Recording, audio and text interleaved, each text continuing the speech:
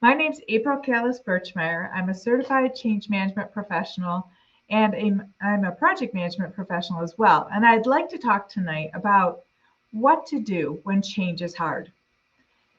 This change is hard is kind of a theme that is constantly being discussed whenever I'm talking with people. They say, but change is hard. And I recognize that. Change is hard for a lot of reasons. I mean, when we think about what change actually is, change is that transitional process of moving from the current state, from where we currently are, either as individuals or in an organization, moving from the current state to a future state. And that future state is difficult to move to because we don't always know what it's going to be like, and it seems like it's going to be difficult to move there. So, when we look at that idea of change as being that process of moving from the current state to the future state, yes, it absolutely can be hard. But I think that it's important to also recognize that change feels hard because it's new and different, and it's not routine and it's not comfortable. When I think about the number of implementations that I've worked on over the years, I know that we have prepared people to move through this change process. I've worked really, really hard to ensure that people have the communication that they need to understand the change, that they have had the training that they need to be able to function in the new world. I've also worked hard to help the business unit work through a transition process to ensure that the new business process is understood before we go live with that change. And I've also done a lot of kind of deep dives with different stakeholder groups to ensure they feel like they've been heard and that we've taken their suggestions and ideas and requests into consideration. And where possible, we have absolutely met those expectations and requests. So, when I've done a lot of organizational change management implementations, and at this point, I think I'm up to about 20 or so, we have really focused on how to make change easier. And yet, because we're moving from something that's comfortable and known to something that's uncomfortable and unknown, it feels hard. And I think change is always hard. I mean, change is hard even when we decide we want to do something, when we make our own choice to change. Maybe it's something like we decide to move, physically sell our home that we're currently in and move to a new home. That is a very, very difficult change. It seems so easy in that first love of finding the new home. It's like, we'll just move. But the actual mechanics of moving are difficult, as many of us have struggled with over the years. I remember a particular move that was very difficult, moving myself and my husband and our three daughters from a home in Michigan to a home in Ohio. It was a difficult move because not only were we taking all of our belongings and changing to a different house, but all of the relationships, all of the past history, all of the school friendships and friendships developed over time were instantly severed. And there was no way to really maintain them. I mean, you can email and text people, and you can meet on Facebook or whatever tool my daughters were using at the time. But it is still difficult. It's still emotionally very challenging. And that was a really difficult move. So when change is hard, we can do a few things. But one of the things I think that we first have to recognize is that, yes, it is hard sometimes, but there are ways that we can make it simpler. There are ways we can make it easier. And there are ways that we can deal with other people that make change harder. So we'll talk about all of those things today. So uh, I have mentioned this from time to time about the difficulty of making change to our comfortable routine, even when it's positive change we choose. And the example I tend to use is the example that many of us are very familiar with. That's the situation where you decide to join a gym and go to the gym to work out. And I know that whenever I join something, I am very gung ho, very excited about being a part of a gym. Or recently, I had joined a Pure Barre class, uh, uh, facility where you could go during the week and do your bar routine, which is not a drinking bar, unfortunately, but is a ballet bar exercise. And I was very excited. I went, I think, 6 days in a row the first week and a couple days second week. And by the third week, though, I was starting to find reasons that I couldn't attend. And they were very legitimate reasons. I had a family member who was ill and needed my attention and help. That's a very legitimate reason. But I also recognized that as soon as I started to have these difficulties in scheduling, that's when that change became hard. And getting back there, getting back to, trying to pursue this new routine was so hard. I actually just felt like all I could do at that moment was stick with the current routine, not be able to fully adopt the new routine. And so there's a lot going on there, right? My desire and my interest in doing something, and yet the difficulty of breaking the pattern, breaking the routine, breaking the habit, and actually breaking the expectation that others have of us many times, to pursue something that at that moment felt like it was a little bit uh, too self-interested for my taste. And yet I recognize that pursuit of exercise and activity, though I label it self-interested, there's actually a really important community benefit to having exercise and activity, because we feel so much better and we're in better condition and we can serve others in a more complete way that way. So I think about that, but sometimes it's other people who are making change feel really hard. And in my book, Ready, Set, Change, I talk about resistors and resistance avatars, the types of resistance I see when we're leading change.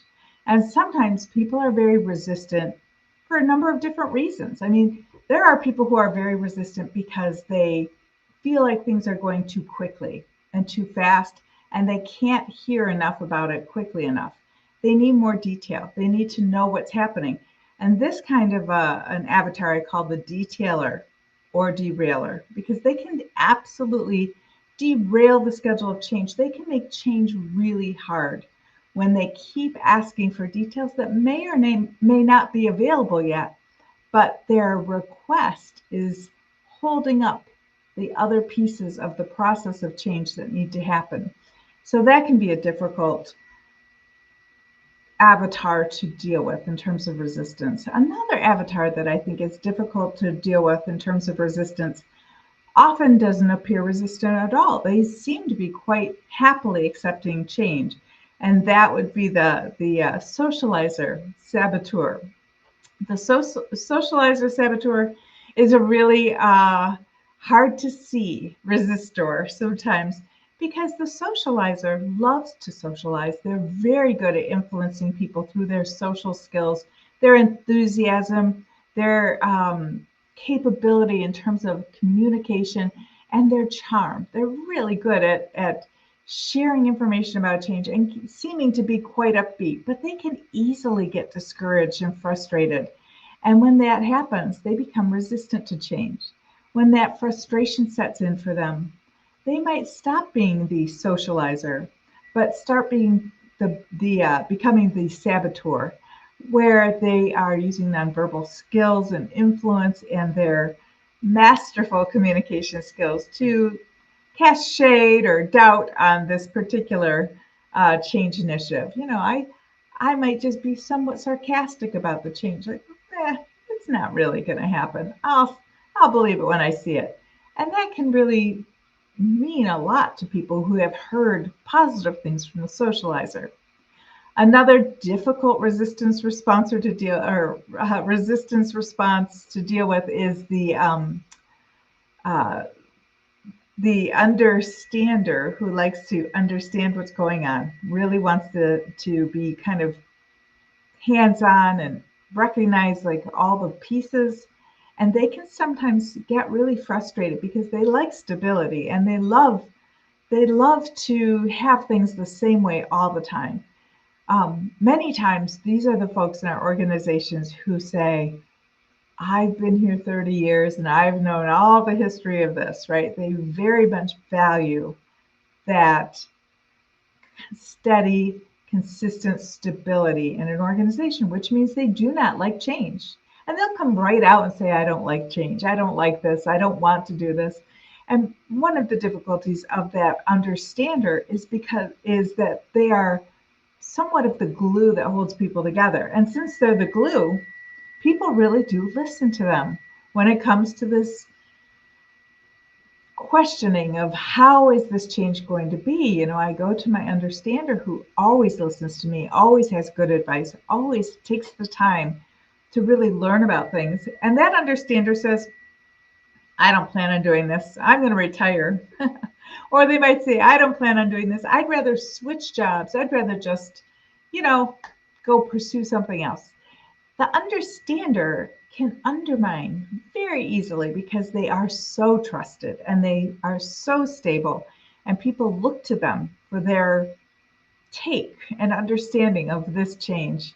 And then the fourth resistor, the kind of, I would say, maybe the most dominant type of resistor, is the commander or the fighter. So the commander is that person in an organization who is very, very positively speaking about the change. They may be the leader, they could be the sponsor, they could be the CEO of the organization, and they are in charge and in control. They are commanding in their presence, in their communication. They make decisions quickly, they think quickly, they are very, very focused on getting things done. And they're kind of a challenging personality as well. They don't take excuses, they just want to get it done, want to move it forward. But this commander can easily turn into a fighter. And when the commander turns into a fighter, it is game over sometimes, because the commander who starts to fight against the team, fight against the change, is usually fighting because they have somehow been left out of a communication or feel like they aren't backed up, like we don't have their back, the team, or we as an organization are not supporting them, or they have been left kind of high and dry with no support behind them for whatever reason. Maybe they didn't weren't briefed about something, maybe somebody knew something before they did, and that commander takes that very personally. It's an ego hit, and it threatens their authority, and they will absolutely start to fight against the change in that position. And this could even be a commander where you have somebody in an organization who says, you may have this resistance response. They might say to everybody's face, we really are excited about this change, but they turn around and speak against it when they are not out in front. And that can be a commander fighter behavior as well. So these resistance responses can make change feel really hard, but we can mitigate this sort of response. We can learn about these types of avatars and what helps them to stay more positive and to stop fighting to make change so hard, but to start actually getting what they need so they can stop resisting so much. I think that anything that we can do, like working with individual types of resistance avatars or helping draw visuals and sharing that relevant, relatable story of change, can actually make change quite a bit easier. I think there's a lot of pieces that we can do also to kind of take care of ourselves as we're going through change. So I told you about my personal change of having to move, a whole family off to a different state, and it was kind of over one weekend, and all of a sudden school was starting and there's new relationships to try to manage and build a new job expectations and new house and neighborhood and surroundings. And all of these things are sometimes, feeling overwhelming. And that's where having a change impact assessment and really looking at your organizational structure or even looking at your personal individual changes and seeing how many changes are coming at once. Because if there's anything that we can do to maybe delay one of the changes, maybe we reschedule uh, some sort of a project update or some sort of maybe a software update, maybe it gets pushed out 3 months to allow people to adopt the change that they're in. That can help make change easier. When we are able to sort of reschedule and reshuffle things to make things easier, that's better. One of the ways that I could have had an easier change in my personal situation would have been if I had personally started my new role in the new state um, a couple of months prior to moving, so that it would be me by myself learning this new job expectation and learning how to work there and starting to get an understanding of the community, starting to build some relationships before bringing everybody else over into that place. Um, so I think anywhere that we can start to look for a way to make change easier is great. I know that there are some other ways that we can make changes easier for people.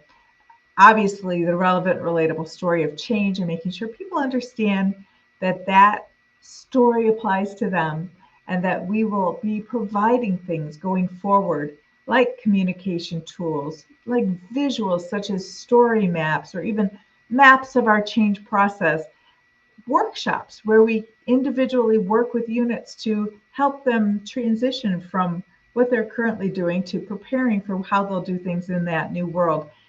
All of these things can make change simpler and easier. And I think that's a really important piece.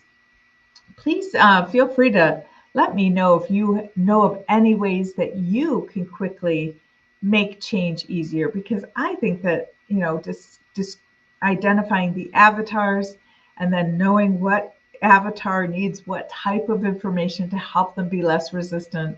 I think that doing it in smaller bites and rescheduling whatever is possible to reschedule so that we're not inundating our stakeholders or our customers or our families with change all at one time. I think it's also important to practice self-care during change, because change is is something that takes a lot of energy and a lot of motion to get it moving.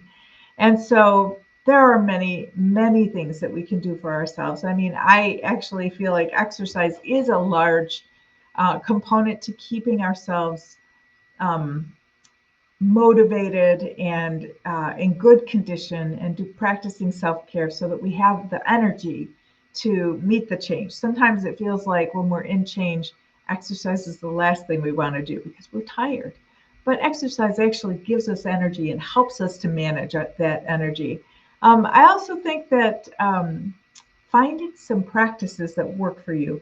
Some people have meditation apps on their phones, and it's great to just see if you can take a 20-minute break and listen to a meditation. Um, I know that when I get stressed, I love to soak. I love to soak in a hot tub. I love to soak in a bathtub. It doesn't even matter to me. I just want to be in water. That is something that I really enjoy. And I didn't even know I enjoyed it until I had this very stressful time in my life. And I suddenly discovered I loved going in the bathtub every single evening. And then I decided I had to have a hot tub so I could go day and night and not have to be, I could share my enjoyment of soaking in warm water. And it was a great stress relief. Many times people adopt some behaviors that might feel like they're alleviating stress, maybe having a glass of wine every night or a couple of glasses of wine or a cocktail every night. And yet those can sometimes backfire because they're pulling energy away from us instead of replenishing our energy. Um, I think sometimes it's really important to understand that our our change participants, the folks who are in our organizations who are being subjected to changes that they can't control, and yet they must adopt these changes. I think it's important to encourage them to practice self-care and to demonstrate good self-care by even offering, employee resource groups, ERGs, um, providing some sort of change network where people can communicate. I think it's really, we can have meditation groups or even just having groups of different types of resistors and facilitate a session where we're trying to generate ideas for how we can make change easier. I was having a conversation this morning with a group, and this group is working on trying to build some team care practices in their healthcare organization. And part of the problem for many healthcare organizations is that there are so many changes happening all the time that it's difficult to focus enough on one to get some leverage. And yet, I have been working with a number of healthcare groups who I have seen do almost the impossible, which is to get that needle to move, get that metric moving, to really implement change. And one of the keys is to focus on one specific change at a time instead of all of the changes. It's kind of that difference between being a sheep herder, right? Where you have all of these sheep in front of you and you're kind of moving some along. They're all going kind of slowly, right? We're herding the sheep as we're working together. The sheep don't represent anybody, just the projects that we're moving along all the time. Maybe we have 15 projects on our plate and somebody says they're all equally important. We're going to do this sort of give everybody a little bit of attention. There's another way that we can do things also. We can say, this is the one project we're all going to give our attention for a period of time. And we set that period of time, and then we all focus on moving that project forward. These other projects are just going to kind of hang out there. We're going to push hard on that one. Many times we can get progress that way, and we can help people start to adopt some of these important changes, these important change efforts that are hard, and they feel hard, but they're doable because we're all focusing on one at a time. So I've been talking with these different groups about how do we align the work? How do we align the process that we're going to use? Are we going to do a little bit for everyone all the time? Are we going to laser focus on a particular project, idea, or process, and then put all of our effort and attention in that direction, get that thing moving, and then be able to stand back and say, now what? What's next? But I do think that caring for ourselves during change, recognizing that change is moving from what we know to what we don't know, and none of us likes that. And also understanding where resistance comes from and how people become resistant and how we can sort of help them release that resistance so they can be more accepting. All of those pieces are extremely important because change can be very hard. Change can be very difficult. And knowing how to help the individuals who are going through the change, as well as the organizations who must adopt this change, is essential to being a change management professional, and also essential for our own progress, success, and satisfaction in the work that we do. So if you have more interest in learning about how to either break through some of these resistance barriers we see, or help individuals and organizations figure out some of those ways to make change simpler, like using the READY framework, where we have 5 simple steps to make change simpler and easier. And we have a very clear path that everybody can understand to follow to make change easier. if you're interested in that, please join our Ready, Set, Change Accelerated Training and Exam Prep that starts on April 22nd is our next cohort. And this is a 3-week program, very accelerated. It is not for somebody who wants to take their time. So I do have to tell you that. Very accelerated program. But when you come to our training, you'll not only learn the way to help make change easier by using this framework that's so clear, so simple, so easy for everyone to follow, but you will also be able to prepare for and pass your change management, certified change management professional exam, the CCMP. I have my CCMP and I earned it in 2016. It's very, very valuable certification. And if you have interest in change management, this is what I think you should pursue. The sister certification to the PMP, the Project Management Professional Certification. So if you're looking for a way to understand these pieces, to make change simpler, to make change easier, and knowing what to do when change is hard, please come join us. We'll be starting on April 22nd. And if you go to Ready, Set, Change, or Ready, Set, Change book.com, you'll find readysetchangebook.com. It will take you to the website. You can navigate to springboard-consult.com. So we'll put that in the comments below.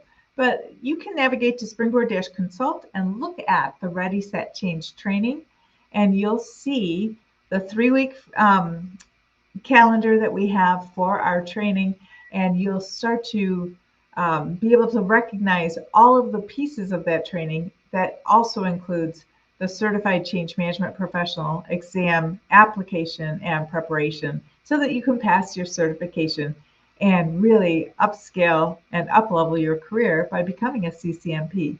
If you're already a CCMP and you still feel like you'd love to add to your education and your knowledge and have a simple, clean, easy to understand framework that you can share with your clients and share with your organization, please join us, because we will be sharing that. And that's exactly one of the things that makes change less hard, makes change much easier, is to have a comprehensive, easy to understand, easy to demonstrate, and very effective change management framework that you can use to make change simple for you and for your organization and for the individuals around you.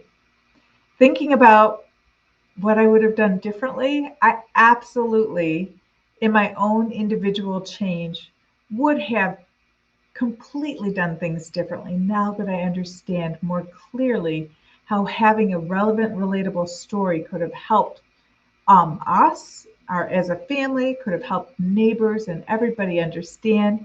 It also would have helped because engaging the leaders, ensuring that we, my ex-husband and I, had been in leadership roles with our family, would have helped the children a great deal, would have helped many things. And then also having advanced communication, so it wasn't just happening in real time, that everyone knew what was coming.